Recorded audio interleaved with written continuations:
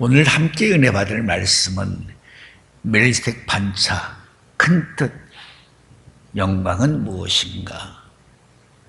사실은 멜기세덱 반차하면 오늘날 하나님을 믿는 하나님의 백성들이, 기독교인들이 잘 모르는 말씀이기도 합니다.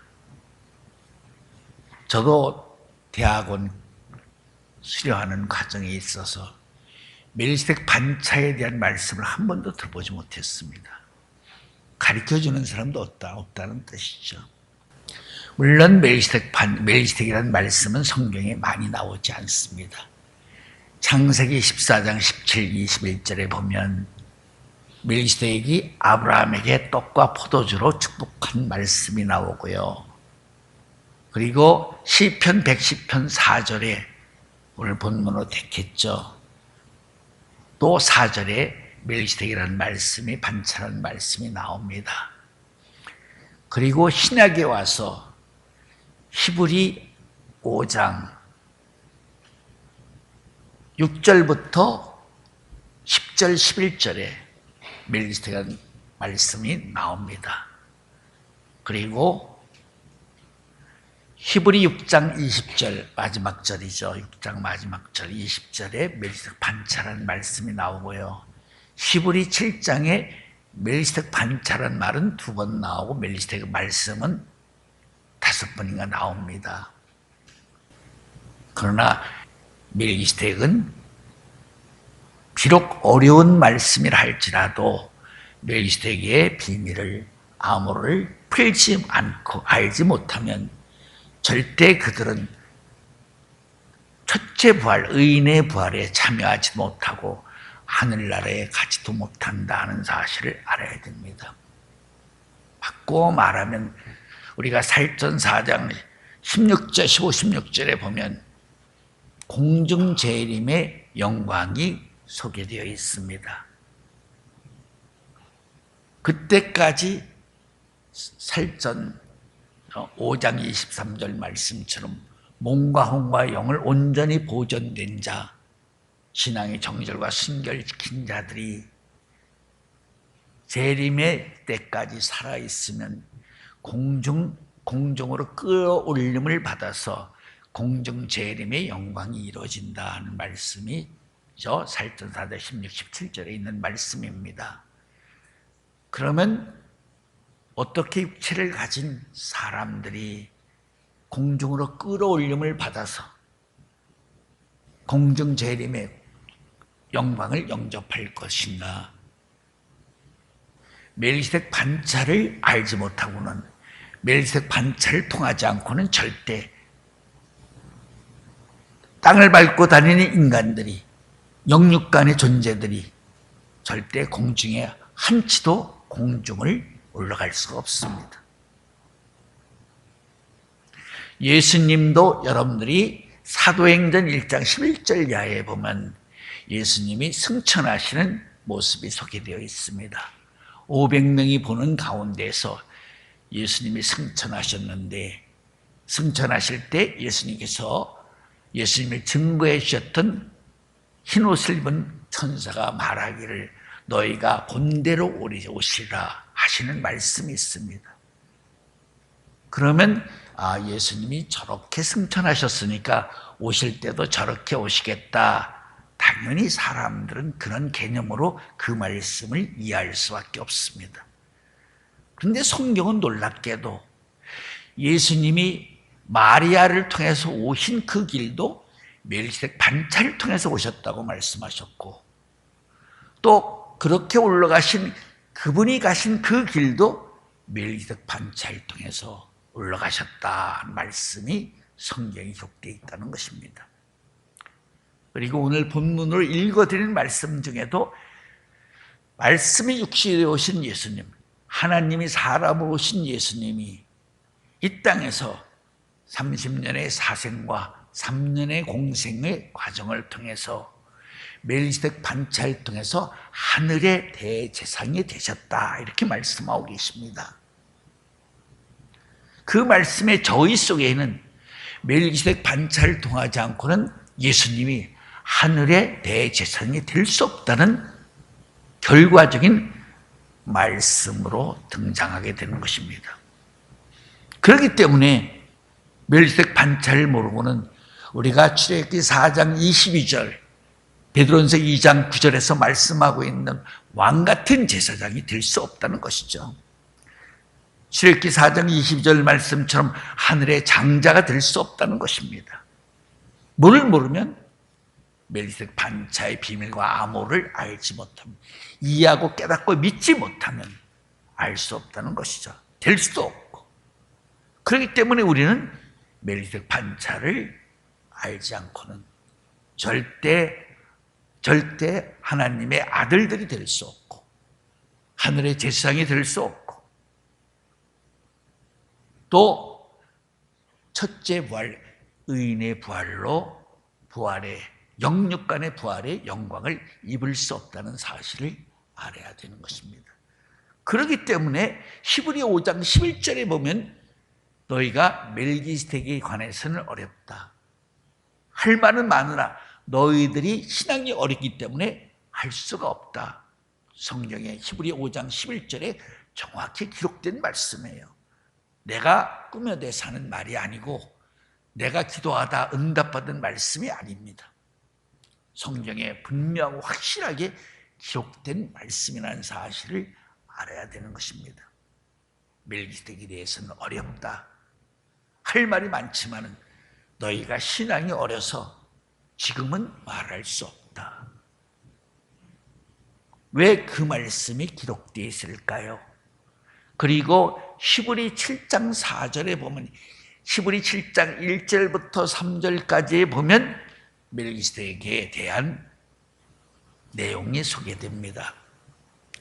그는 의의 왕, 살렘 왕, 평강의 왕이며 아비도 없고 어미도 없고 족보도 없고 시작한 날도 없고 끝도 없는 하나님 아들과 방불한 하늘의 대제사장입니다.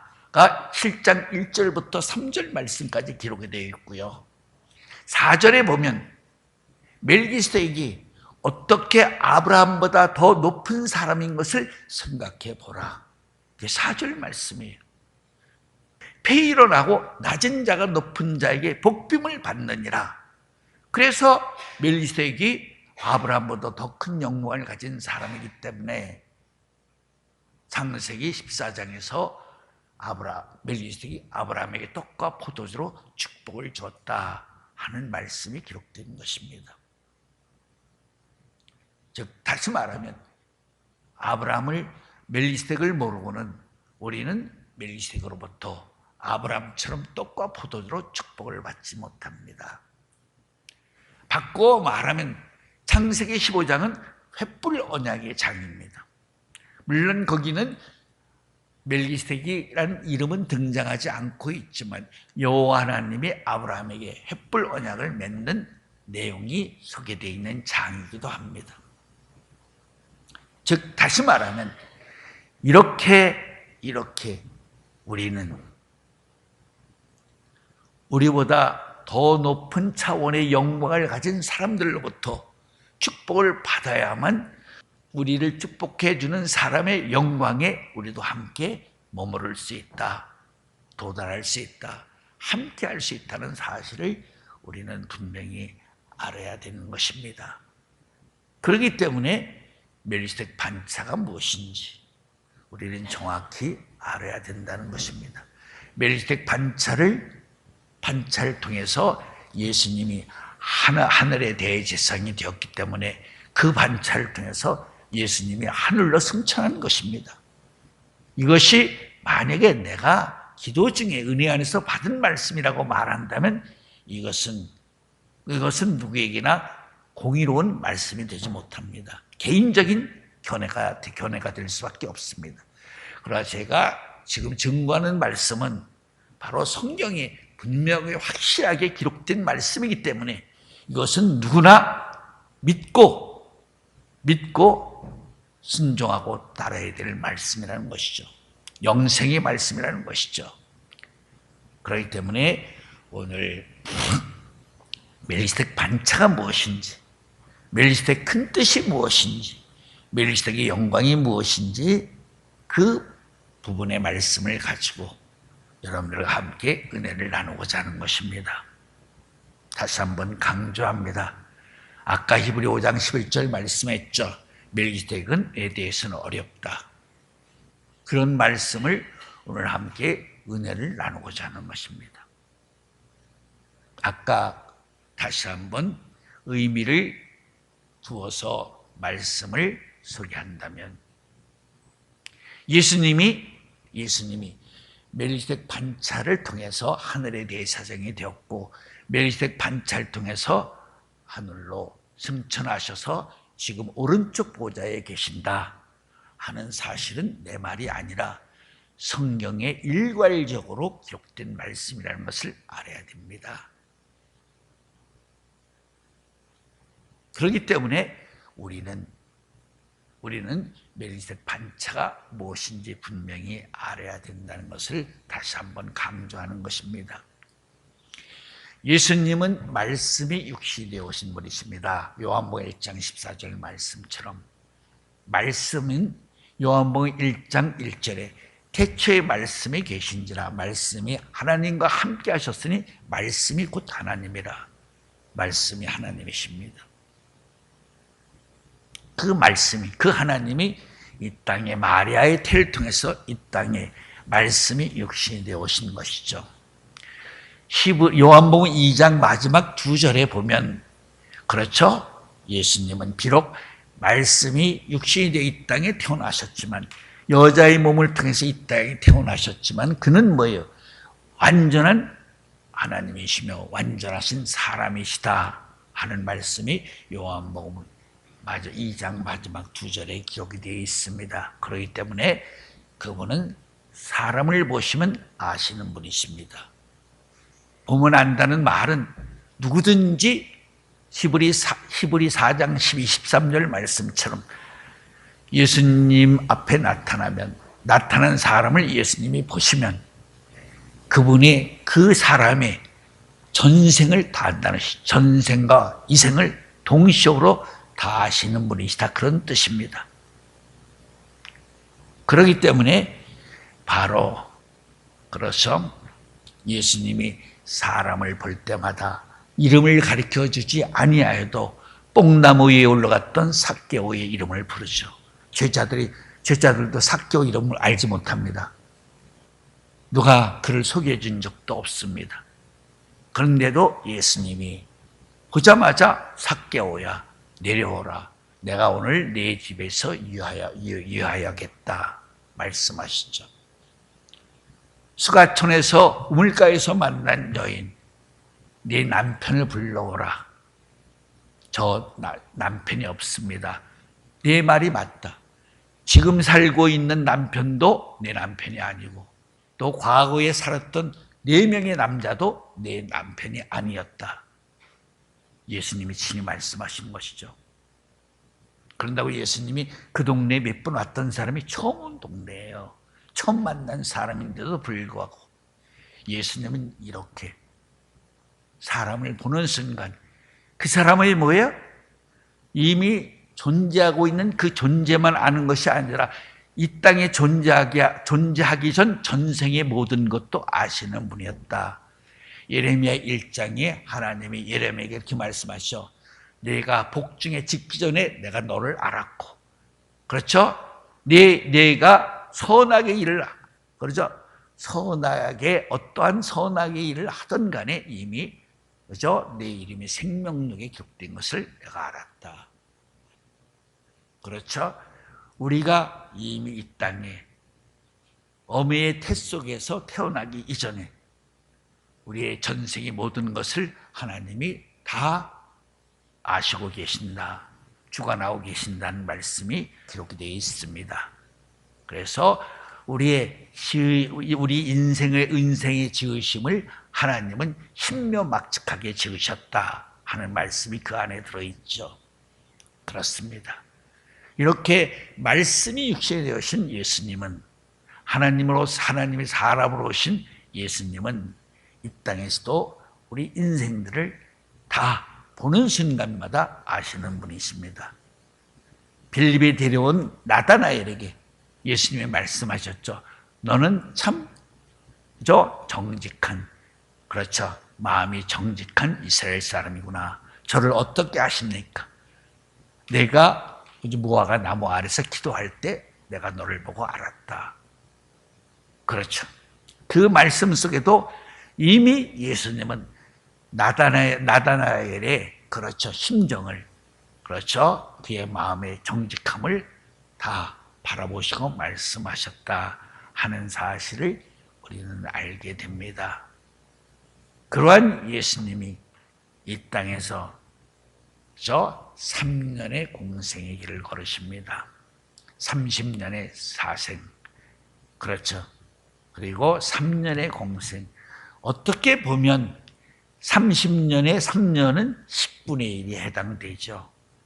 다시 말하면 바로 예수님이 30년의 사생을 걸으시고 3년의 공생을 걸으셨다 하는 그 말씀 자체도, 그렇죠, 우리에게 어떤 의미 심장은 어떤 좌표를 보여주시는 말씀이라고도 할 수 있습니다.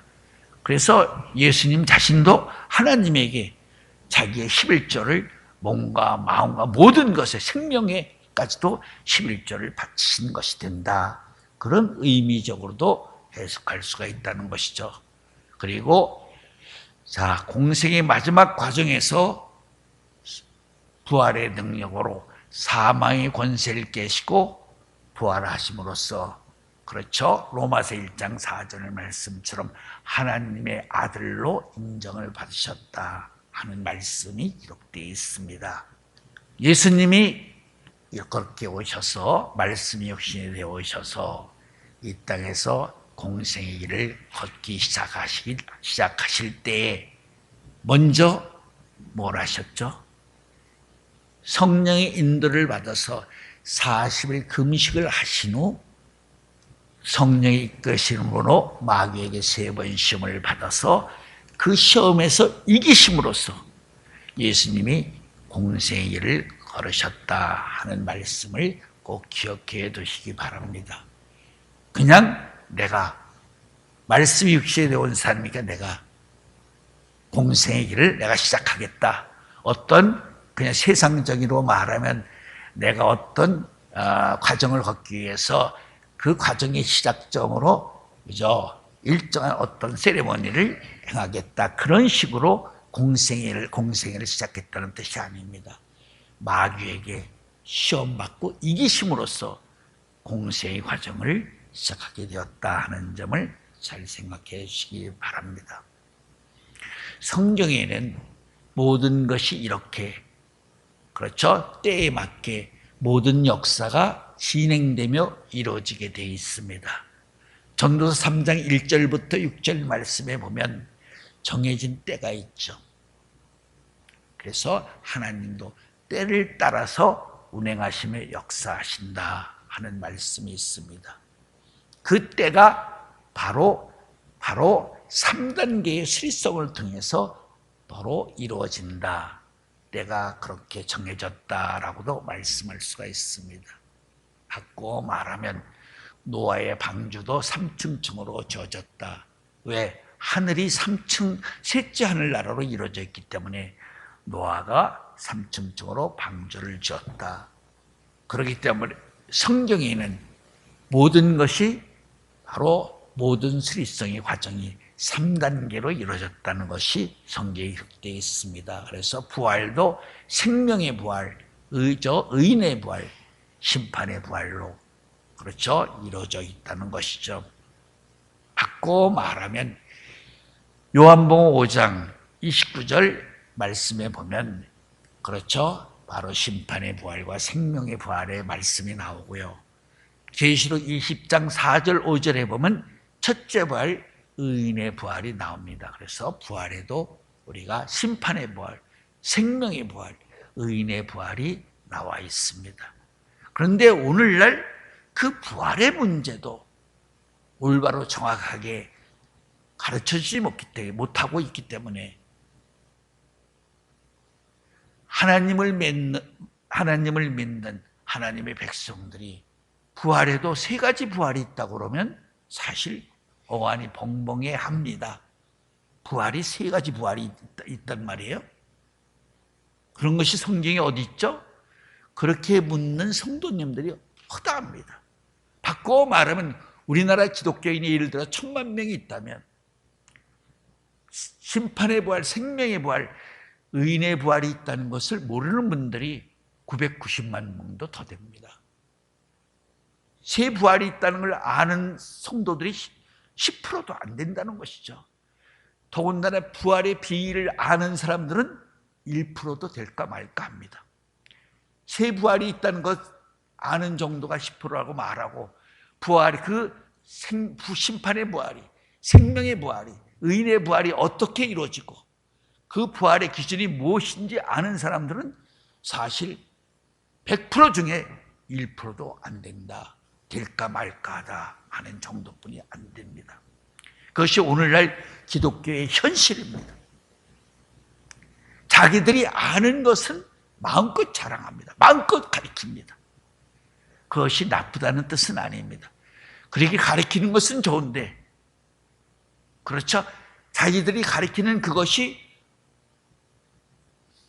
하늘나라에 갈 수 있는 완전한 말씀이라고 가르쳐서는 안 된다는 것이죠.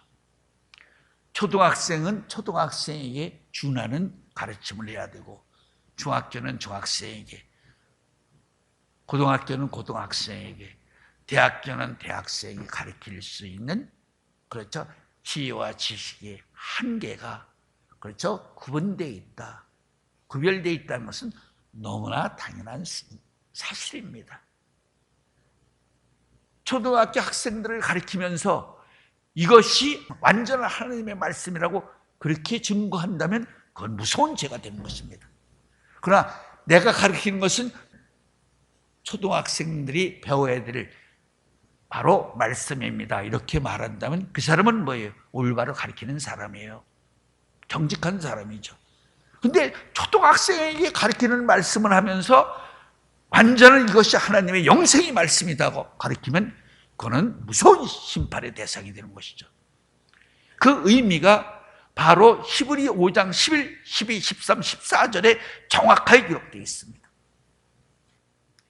그리고 히브리 6장 1절, 2절, 그렇죠? 초보의 신앙의 6가지가 무엇인지 정확히 기록되어 있고, 히브리 6장 3절에는 그 터를 제발 이제 예수님이 2000년이 지난 오늘에 와서 아직도 그 초보 뼈다귀를 과먹고 있는 그 점을 지적하시면서 제발 그 터를 다시 닦지 말고 이제는 완전한 대로 나올지니라. 그것이 히브리 6장 3절 말씀이에요. 그래서 히브리 5장 11절 멜기세덱에 대해서는 어렵다. 내가 너희들에게 가르치려고 해도 너희들이 감당할 수 없기 때문에 말할 수 없다. 그러면서 초보의 신앙에 대한 말씀이 나오죠. 초보의 신앙은 뭐예요? 젖이나 먹고 단단한 식물을 먹지 못하는 신앙, 선악을 분별하지 못하는 신앙, 요한일서 4장 1절 말씀처럼 그리스도의 영과, 그렇죠? 마귀의 영을 분별하지 못하는 신앙, 그리고 멜기세덱을 알지 못하는 신앙, 이것이 초보의 신앙이에요. 세 부활이 있다고 가르쳐드렸죠. 자, 생명의 부활과 의인의 부활은 천년의 차이가 있습니다. 그래서 내가 성경 구절을 정확히 대주는 것이에요. 계시록 20장 4절 5절에 보면 첫째 부활에 참여하는 자는 복이 있도다 하는 말씀 가운데 설명이 되어 있습니다. 그래서 의인의 부활이 이루어지고 난 후에 천년 후에 생명의 부활이 이루어지는 것입니다. 물론 생명의 부활은, 그렇죠? 베드로전서 1장 9절 말씀에서 믿음의 결국은 영혼 구원이다. 생명의 부활은 영혼 구원을 근거로 해서 이루어지는 부활입니다. 물론 심판의 부활도 영육간의 부활을 시켜놓고 심판을 하는 것입니다. 영혼을 심판한다는 뜻이 아니에요. 그렇죠? 부활은 다 공통점이 그 점이에요. 심판의 부활을 받는 사람이라, 생명의 부활로 부활받는 사람이라, 의인의 부활로 부활받는 사람이라, 부활받는다는 것은 공통점이에요. 그러나 심판의 부활로 부활받는 사람들은 심판을 하기 위해서 부활을 시키는 것이에요. 영혼을 심판하는 것이, 영혼을 지옥에 넣는 것이 아니에요. 마지막 때는 영육간에 지옥에 던지는 것이에요. 알았어요? 영육간에. 그렇기 때문에 심판의 부활도 부활을 시켜, 영육간에 부활을 시켜서 바로 지옥에 던지는 것입니다. 불못에. 생명의 부활도 마찬가지입니다. 생명의 부활로 부활시켜서 뭐와 같은 사람? 하나님의 후사가 되는 의인의 부활로 부활받는 사람들의 뭐를 만드는 것이에요? 종을 만드는 것이에요. 생명의 부활로 구원받는 사람들은 의인의 부활로 구원받는 사람들의 종이다. 성경에 정확히 기록되어 있습니다. 그렇죠. 사두개인들이 그렇죠. 고난주간에 예수님을 올무에 걸리게 하기 위해서 와서 질문을 합니다. 선생님, 모세가 준 율법에는 그렇죠, 맏형이 자식이 없이 죽으면 둘째가 맏형의 후사를 만들어주기 위해서 형수하고 잠을 자서 낳는 아들을 그렇죠, 맏형의 바로 후사, 족보를 이을 아들로 이어주게 되어 있습니다. 그것을 다시 바꿔 다른 말로 하면, 성경에 나온 말씀을 하면 계대법이죠. 그런데 둘째가, 셋째가, 넷째가, 다섯째, 여섯째, 일곱째가 다 형수하고 잠을 잤는데 아이를 생산하지 못했습니다. 그렇다면 그들이 부활 때 그 여자를 누구의 아내라고 말해야 되겠습니까? 그렇게 물었죠. 그래서 예수님이 말하세요. 너희가 말씀을 오해했다. 사람이 부활하고 나면 하늘의 천사와 같이 된다.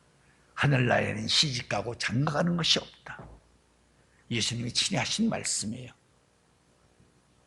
사람이 죽었다가 부활하면, 그렇죠? 세상적인 족보가 있나요? 없죠. 만약에 부활하고 나서도 뭐 누구의 아내, 누구의 남편이라고 말한다면, 누구의 자식이라고 말한다면 그것은 뭐예요? 하늘나라가 아니에요. 하늘나라가 없다는 뜻이죠. 하늘나라는 그런 것이 아니에요. 그렇기 때문에 부활이 되고 나면 땅의 모든 사상은 단 1%도 기억하지 못합니다. 다 지워지고 하늘의 사상으로 가득 차게 되어 있는 것이죠. 그렇기 때문에 예수님이 그런 말씀을 하시는 것이에요. 다시 말하면 그 말씀 속에 생리적 부활한 자들은 천사같이 된다는 것이죠. 그러나 여러분들이 이 말씀만 생각하면 부활의, 의인의 부활도 생명의 부활도 다 부활하면 천사같이 된다, 그렇게 오해할 수 있는 여지도 있지만, 다른 말씀을 생각하면 히브리 1장 14절인가 13절 마지막 절에 보면 천사들은 하나님의 후사가 되는 하나님의 아들들을 받들며 섬기라고 보낸 종이다 말씀이 있습니다. 또 그 외에도 그런 비슷한 말씀이 많이 있습니다. 그런데 지금 말씀하는 이 말씀도 기독교인들이 정말 올바로 이해하고 있는 성도들이 100% 중에 1% 어림도 없습니다. 모른다는 거죠. 그냥 생명의 부활로 구원받는 것도 구원받는 거고, 뭐 구원받는 게 똑같이, 뭐 구원이 뭐 별달라? 하늘나라만 가면 됐지. 천만에 고전 15장에 보면 네 가지 육체를 설명하면서 네 가지 영광이 따로 있다는 것을 말씀하고 있죠. 첫째 부활, 의인의 부활로 부활받는 사람들도 뭐가 있다는 거예요? 해 같은 영광, 달과 같은 영광, 별과 같은 영광, 별과 별들의 영광도 다르다. 첫째 부활, 의인의 부활로 부활받는 사람들도 네 가지의 영광으로, 네 가지의 상급으로 그죠? 구별된다는 것이죠. 하물며 생명의 부활 비교되지 못합니다. 제가 이 말씀하는 저 의미 속에는 바로 첫째 부활에 들어간다는 것은, 그렇죠? 어떤 사람들만 첫째 부활, 의인의 부활로 부활받을 수 있는 것이냐는 그 원인적인 세계를 설명하기 위해서 이 말씀을 하는 것입니다. 한마디로 요약하면 멜기세덱의 반차를 따르지 않고는 절대 첫째 부활에 들어갈 수 없다. 의인의 부활로 부활받을 수 없다는 것을 말씀하는 것이에요. 알았어요? 그런데 오늘날 기독교인들이 멜기세덱 반차가 뭔지도 모르고, 여러분들 생각해 보세요. 얼마나 안타까운 일인가. 우리가 지금부터 이제 멜기세덱 반차가 무엇인지 여러분들에게 대충 간략하게 설명을 하고자 합니다. 야곱이, 그렇죠,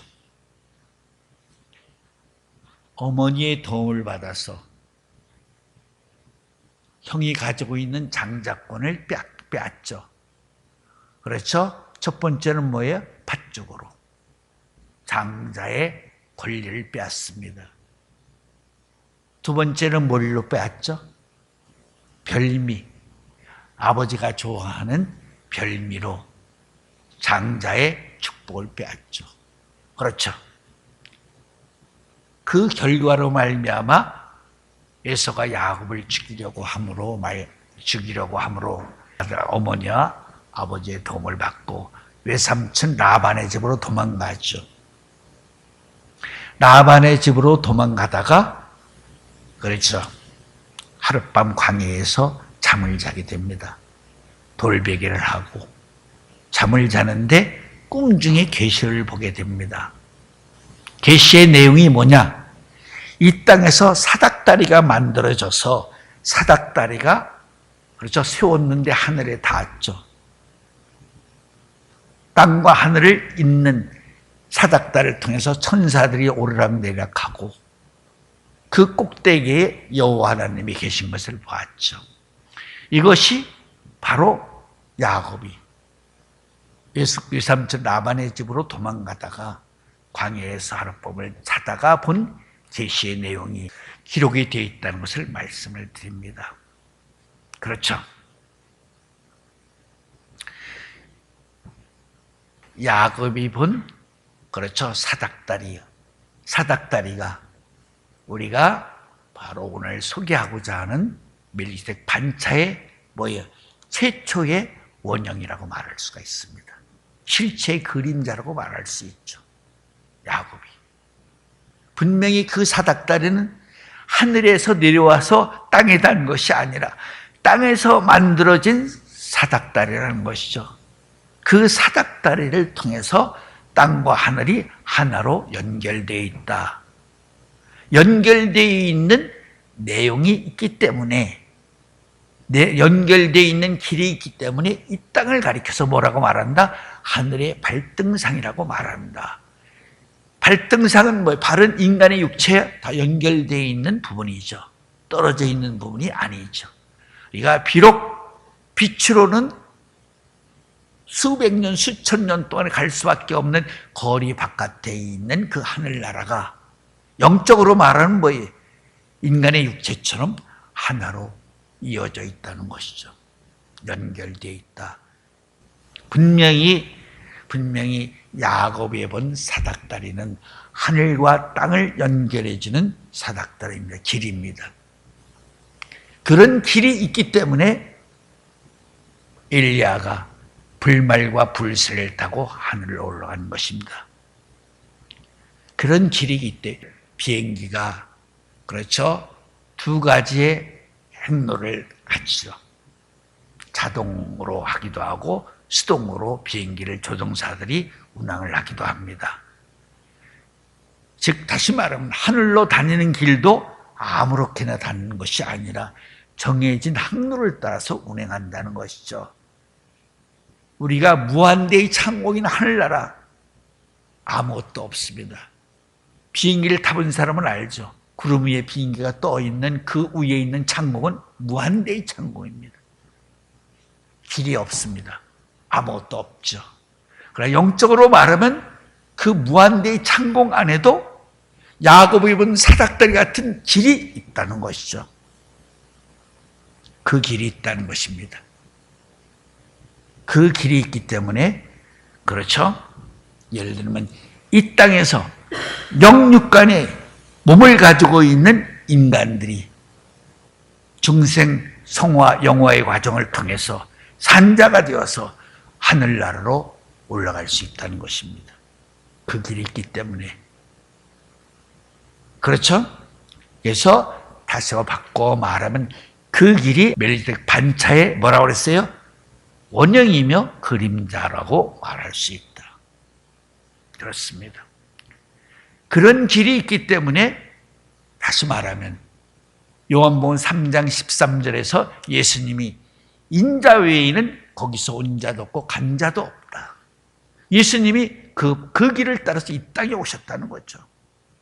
그런 그 길을 따라서 예수님이 이 땅에 오셨다는 거죠. 물론 표면적으로는 예수님이 마리아라는 여자의 태를 통해서 이 땅에 태어났습니다. 그러나 누가복음 1장에 자세히 보면 가브리엘 천사장이, 그렇죠? 바로 마리아에게 말씀하는 수태고지를 말씀하는 과정에서 나는 남자를 알지 못하는 여자인데 제가 어떻게 아이를 가질 수 있습니까? 그러니까 가브리엘 천사장이 하나님의 능력이 너를 덮을 것이며 그랬죠. 다시 말하면 바로 멜기세덱 반차를 통해서 바로 하나님이 분명히 이 땅에 오실 수도 있는 것이다. 오시기도 한다. 오셨다라고 말씀할 수 있는 것이에요. 성경에 보면 놀라운 일이 있어요. 자, 멜기세덱이 이 땅에 등장했고요. 그렇죠? 멜기세덱이 히브리 7장 1절, 2절, 3절 보니까 뭐예요? 의의 왕, 평강의 왕, 살렘 왕. 그래서 하나님 아들과 방불한 하늘의 제사장이었어요. 또 여호와 하나님도 이 땅에 왔죠. 아브라함에게 창세기 18장에 보면 두 천사를 데리고 소돔과 고모라를 멸망시키기 위해서, 심판하기 위해서 이 땅에 여호와 하나님이 사람의 모습으로 이 땅에 왔어요. 그래서 아브라함이 차려주신 지극정성으로 바친 음식을 같이 먹었죠. 이게 뭐예요? 창세기 18장에 정확히 다 기록이 된 말씀이에요. 그저 여호와 하나님, 나를 보고 살 자가 없다고 하시는 그 무서운 하나님이, 그렇죠? 여호와 하나님이 심판의 입장으로서는 뭐가 돼요? 보복의 하나님이고 질투의 하나님이고 전쟁의 하나님이고 심판의 하나님이시죠. 그런 하나님이 구약의 마당에 역사하셨던 그 하나님이 이 땅에 인간으로 이 땅에 오셨어요. 사람으로. 그래서 아브라함이 대접을 해줬잖아요. 성대하게 붉은 암송아지를 한 마리 잡아서. 자, 이 말씀을 하는 저희 속에는 뭐가 있어요? 바로 하늘에서 이 땅에 올 수 있는 길이 있다는 것이죠. 그리고 이 땅에서 하늘로 올라갈 수 있는 길이 있기 때문에 하늘에서도 오고 이 땅에서도 올라갈 수 있다는 것이죠. 그 길을 아는 자만이 어떻게 할 수 있어요? 하늘나라에 갈 수가 있어요. 그 길을 모르는 사람은 갈 수가 없어요. 여러분들이 알아야 돼요. 그렇죠. 바로 방금 전에 얘기했죠. 멜기세덱도 인자로 오셨다고 그랬죠. 여호와 하나님도 창세기 18장에 사람으로 이 땅에 왔어요. 사람으로 하늘나라에서 이 땅에 오기 위해서는 어떻게 해야 돼요? 그 길을 통해서만 와야 돼요. 그 길을 통하지 않고는 못 돼요. 근데 그 길을 통하지 않고 있는 또 다른 길이 있어요. 그 길이 뭐예요? 그건 천사들이 오는 길이에요. 천사들은 고유적인 자기의 몸을 갖지 못한 상태로 이 땅에 오기 때문에 신령한 존재로서, 천사로서 이 땅에 오는 이 때문에 그 길을 올 수 없어요. 그들도 그 길을 알지도 못해요. 천사들도 그 길은. 여러분들이 생각할 때는 우선 당장의 현실적인 입장에서는 천사들이 우리들보다 더 영화로운 존재로, 신령한 존재로 존재하고 있는 것만은 사실이지만, 우리가 첫째 부활, 의인의 부활로 하나님의 자녀 후사가 되었을 때에는 그들이 우리의 종이다. 아까 히브리 1장 13절인가 말씀을 했죠. 그들은 우리들의 종이에요. 여러분들이 알아야 돼요. 천사들 하면 굉장히, 사람들은 굉장히 대단한 존재로 인식을 하고 있어요. 보통 기독교인들이. 천사는 분명히 하나님의 후사들을 받들며 섬기라고 지어진 존재, 천사라는 것을 알아야 돼요. 이렇게 우리가 바로 하늘과 땅이 이어진 두 길이 있는데, 하나는 야곱이 본 사닥다리 같은 길이 있고, 하나는 구속사의 대상들이 아니라 하늘의 신령한 존재 천사들로서 하나님의 명예에 의해서 구속사의 일을 간접적으로 도와주고 있는 천사들이 다니는 천사의 길이 있다. 그렇죠? 예를 들어 말하면 사사기에 보면 천사들이, 그렇죠, 바로 오가는 역사의 세계가 아주 선명하게 잘 나타나 있습니다. 사사기에 등장하는 그 길은 바로 천사들의 길입니다. 이처럼 바로 그런 길이 있기에 바로 구속사에 해당되는 소속된 모든 대상들이 그 길을 통해서 하늘나라에 오갈 수 있는 그런 소망을 갖고 기쁨을 갖게 되는 것이다 하는 사실을 우리가 알아야 됩니다. 그러나 그 길은, 그렇죠, 완성된 길이었나요? 완성되지 못한 길이었나요? 그 길이 완성되려면 어떻게 해야 돼요? 실질적으로 이 땅에서 우리와 똑같은 영육간의 몸을 가진, 성정을 가진 사람이 그 길을, 테이프를 끊어야죠. 우리가 왜 세상적으로도 무슨 고속도로를 만들고 무슨 다리를 놓고 세웠다 하면 어떻게 해야 돼? 준공신날 테이프를 끊죠. 테이프를 끊음으로써 그 길이 완성되었다는 길로서, 다리로서 역할이 시작되는 것이죠. 마찬가지입니다.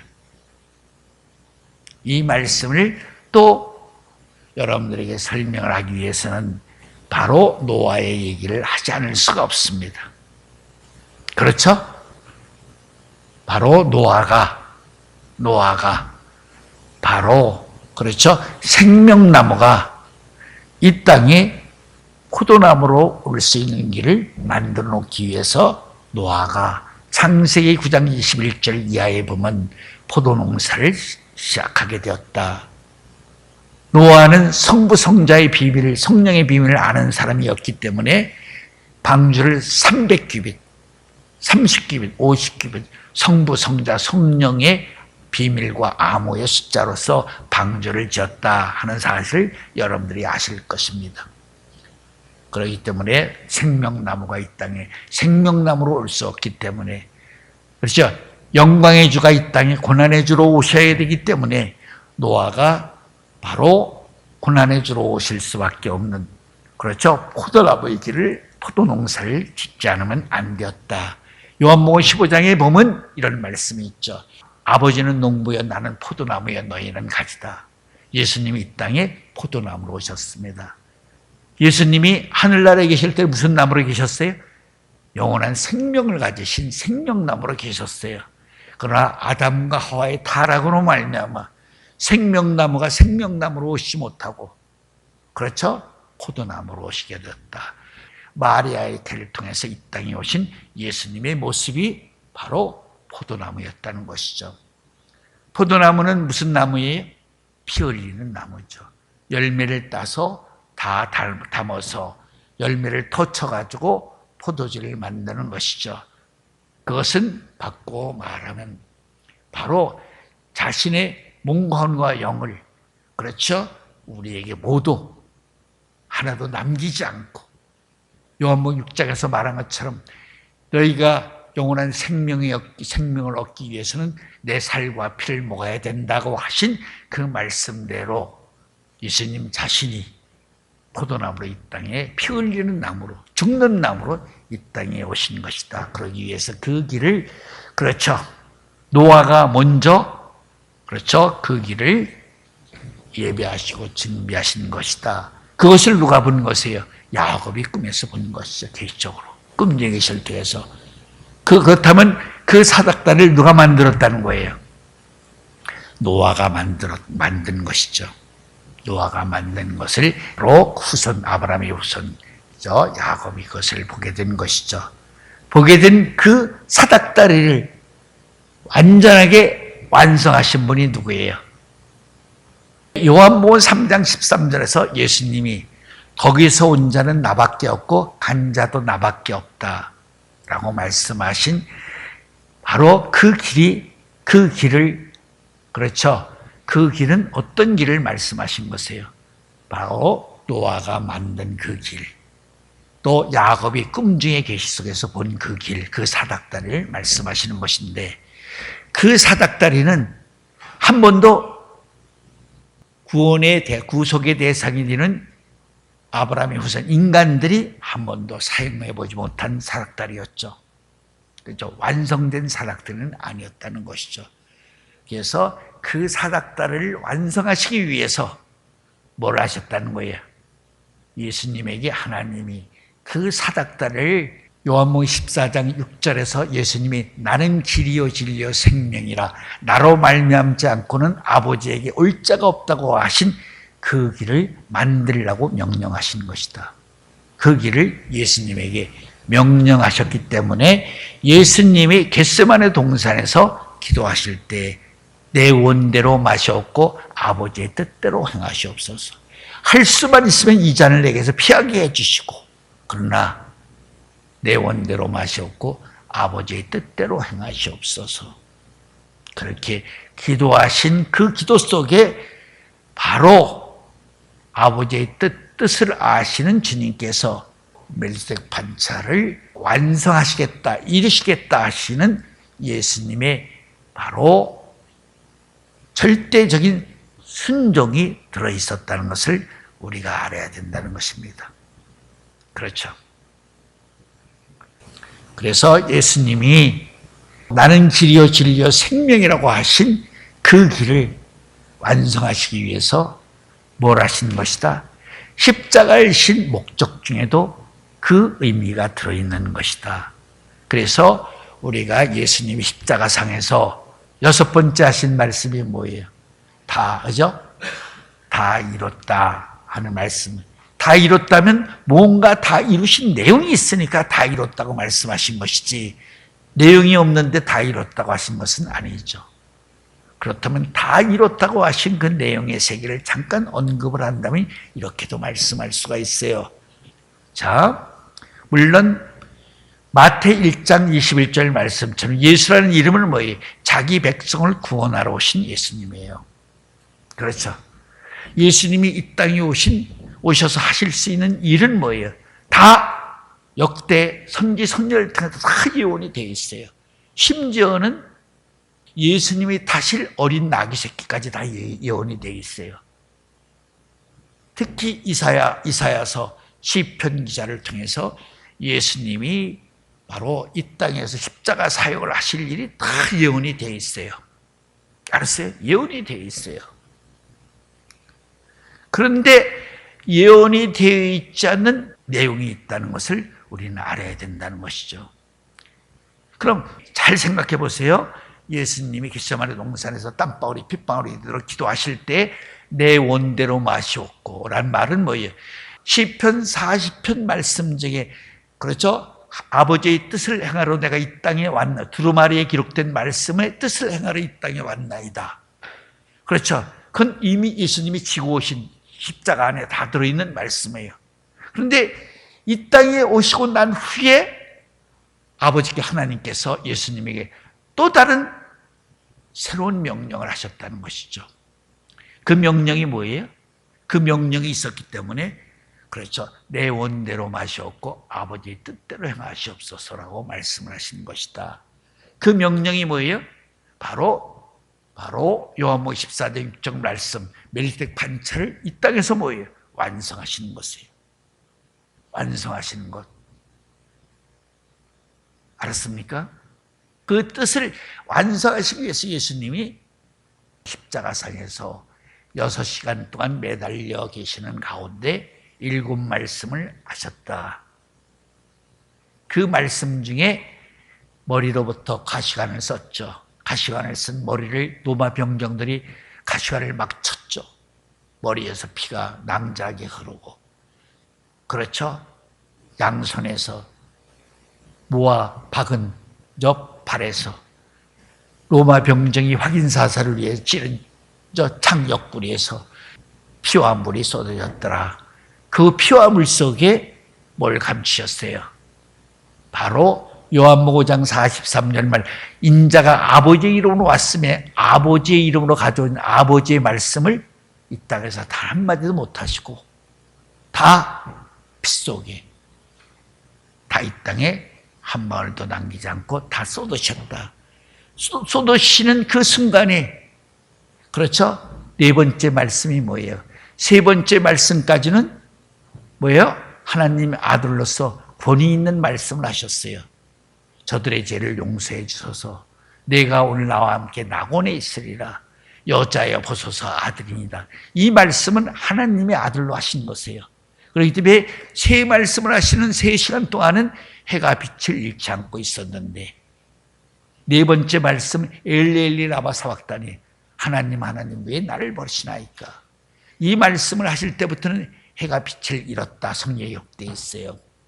5번째 말씀이 뭐예요? 목마르다. 6번째 말씀이 다 이뤘다. 7번째 말씀이 내 영혼을 받아주소서. 그렇죠. 다시 바꿔 말하면 바로 네 번째 말씀이 뭐예요? 바로 피 속에 감추신 아버지가 자기를 떠나시는 것을 보고 바로 그렇게 외치신 것이에요. 왜 나를 버리시나이까? 그 순간이 뭐예요? 자기 안에 있던 하나님과 임마누엘이 되셨던 예수님 안에 계시던 태초의 말씀, 하나님이 자기 몸에서 벗어나는 순간에 그 말씀을 하시는 것이다.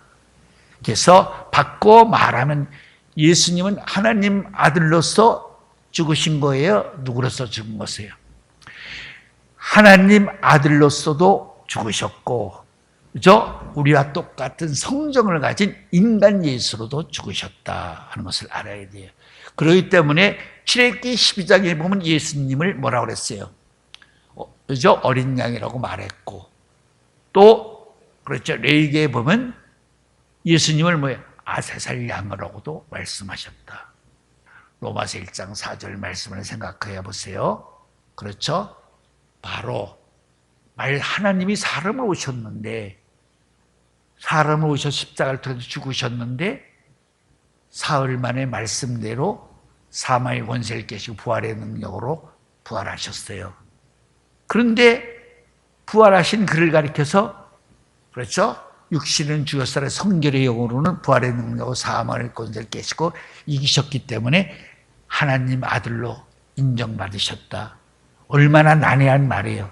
하나님이 사람으로 오셔서 인류를 구원하시기 십자가를 지신 그분인데 그분을 가리켜 이제 사망의 권세를 깨시고 부활하셨는데 그분을 가리켜서 이제서야 겨우 하나님 아들로 인정받았다. 이 말이 얼마나 뉘앙스가 있는 말이에요. 난해한 말씀이에요. 그 말씀을 통해서 우리는 한 가지 깨달아야 될 점이 있다는 건데 뭐냐? 비록 하나님 아들로 십자가에 달리셨으나 예수님은 요한복음 1장 14절에 말씀 육신에 오셨고 은혜와 진리셨더라고 하셨던 말씀과 은혜와 진리를 운명하시기 전에 이 땅에 이제 십자가에 다 떨치셨어요. 다 버리셨어요. 왜? 하나님 아들로서 달리셨지만 죽음은 뭘로 죽으셨어요? 우리와 같은 똑같은 인간으로 죽으셨다는 것이죠. 그렇기 때문에 그가 아들이시라도 자기 스스로 살아나실 수 없기 때문에 그죠? 통과 눈물로써 기도하심으로써 아버지께 들으심을 얻었다. 그렇죠. 만약에 예수님이 하나님 아들로 죽는다면 3일 만에 예수님 스스로가 살아나실 수가 있어요. 왜? 그분이 영원한 생명이기 때문에. 근데 영원한 생명을 이 땅에 다 쏟고 잠시셨기 때문에 그분은 우리와 똑같은 사람으로 죽으셨는 거예요. 사람으로 죽으셨기 때문에 죽기 전에 하나님께 그렇게 통과 눈물로서 살려달라고 기도하셨다는 게 다 기록이 되어 있어요. 그래서 아버지께서 살려주시는 것이죠. 그렇죠. 자, 그렇다면 왜 예수님은 마지막에 물과 피를 다 쏟으심으로써 하나님의 아들로 죽지 않고 우리와 똑같은 인간으로서 죽으셔야만 하셨는가? 그것이 뭐예요? 십자가 속에 감춰진, 예수님의 죽음 속에 감춰진 비밀 중에 비밀이에요. 그런 것을 이 땅에 있는 오늘날 기독교인들이 아무도 모른다는 거예요.